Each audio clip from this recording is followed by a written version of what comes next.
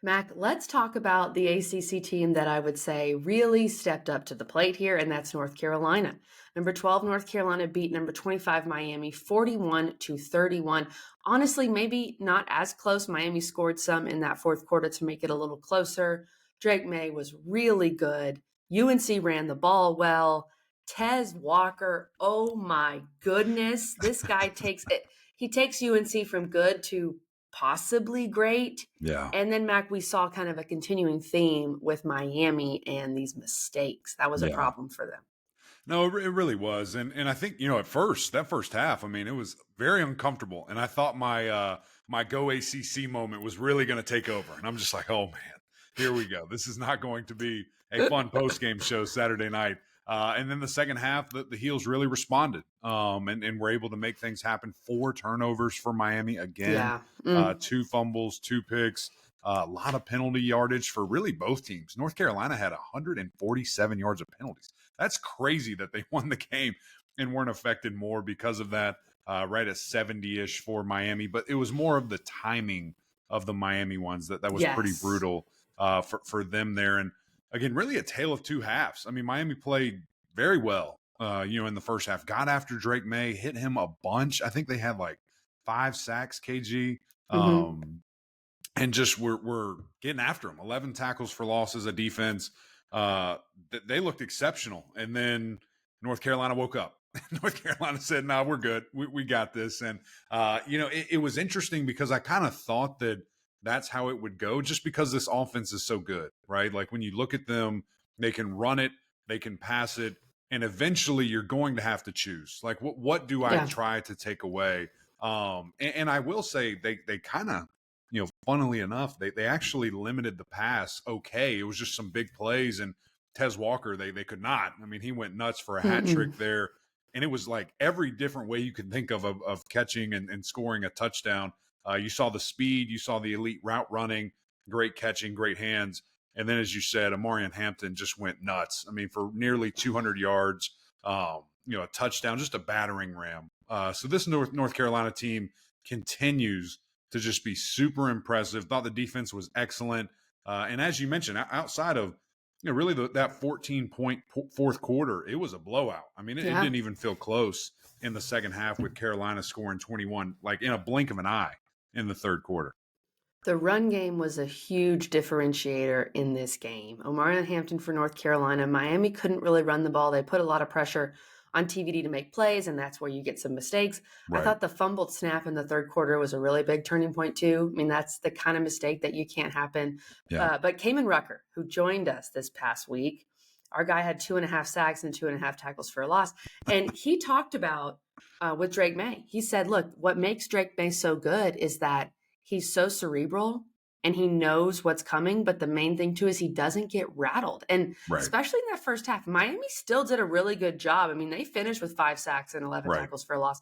They did a good job of getting after Drake May, but it felt like a more mature version, Mac. And you always talked about this with Drake May last year. Just throw it away. You don't have to make a crazy play. Just throw it away. And he did that. It felt like he continued to buy UNC possessions. And then when the explosive plays happened, that's when he blew it open. But I thought that was even though Drake's completion percentage was not amazing, part of it is because he was making good decisions by getting rid of the ball. Right, which that's a part of it, right? It comes with the territory there. Sometimes it's much more, appealing to try to take a shot, to try to get it to your guy when just get rid of the ball. Let's live to fight another down. Let's just punt. Let's not be in a bad situation. Let our defense stand tall. And, 2 guys that really just, man, they really jump off the screen every time I watch them. And that's Kamen Rucker from UNC, who, again, as you said, we had on 2.5 sacks, but was just a menace all game long. I mean, pressures. I wish that we could track that on our app here because he was in the backfield all day. I mean, just absolutely elite. Miami trying to throw everything at him, double teams, chips, running backs, tight ends. It didn't matter. Like, he was affecting the play. He was affecting the timing of the play. And then the other guy, a true freshman, Ruben Bain from Miami, freaky game. I mean, he's a bad boy. And, I think he's going to be a draft pick, super high, stays healthy. Just a guy to watch out for the rest of his time here. And really, he's just so different, KG, because there's things that show up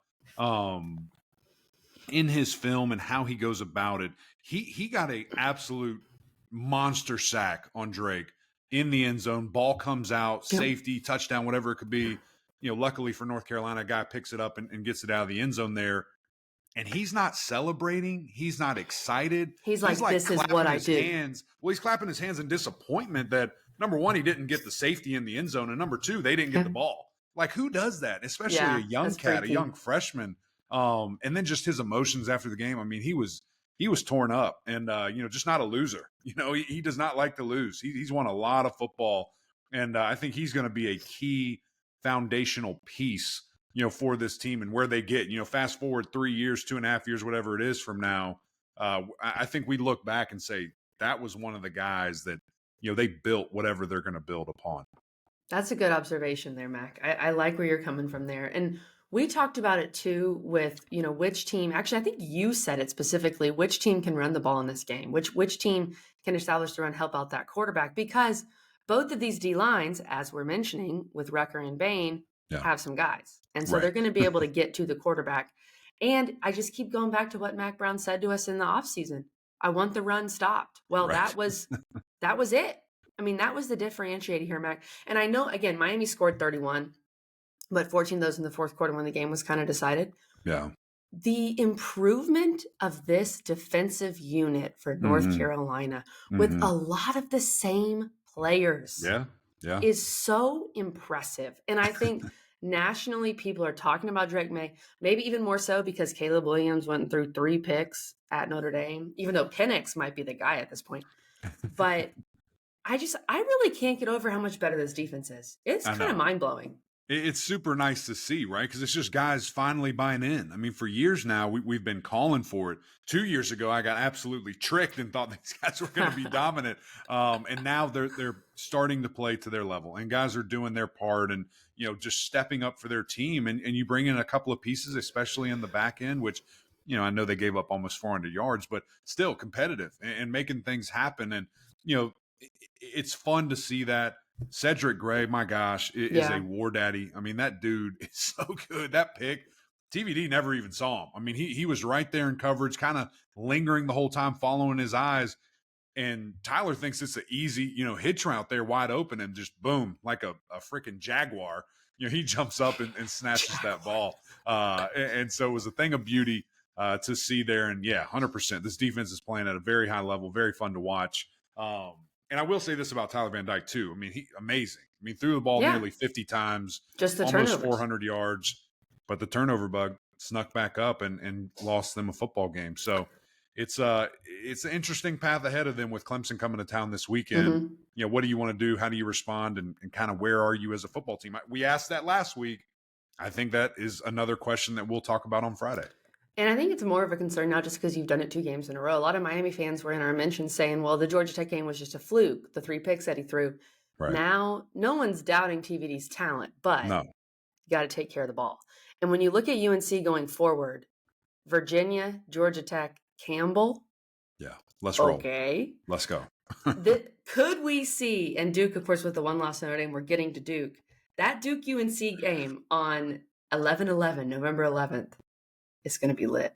Yeah. I will say this, though. Right. Who would have thought? I will say this, though. Georgia Tech. Yeah, that's true. Because of last year, and it's in Atlanta. Last 2 years. They've owned them.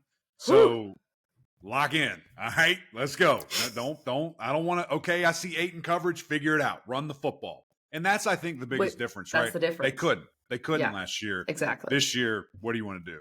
How do you want to defend us? They'll line it up and do whatever it takes. So huge kudos to them. Carolina playing as literally the second best team in the league, most consistent. And we talk about their schedule every time, KG, but 5 Power 5 teams. Yes. And they have aired all 5 of them out, like beat downs. Double digits. It's very impressive. Very impressive to see what North Carolina's doing. Yes, 100%, Mac. And UNC, they should continue to roll. We will see with the Georgia Tech, the Nate McCollum revenge game. Okay, I like that. Could be a true Go ACC moment.